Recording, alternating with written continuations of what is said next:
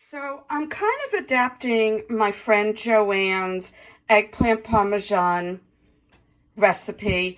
Instead of cutting the eggplant in the rounds, I cut them in planks on a mandolin, egged them, breaded them, put them in the oven for about 20-25 minutes at 375 to bake.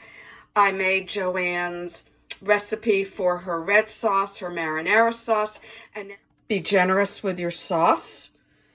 Cover your eggplant. Here goes the cheese mixture with parsley, dried oregano, and basil, and an egg.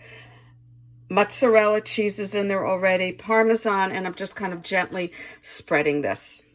Kind of building my eggplant parmesan almost like a lasagna, where I'm layering it and I'm stacking it in between layers of the cheese, the filling, and the marinara sauce. And then I'm going to top this with one more layer of the marinara. I did not deep fry my eggplant. I dipped it in egg.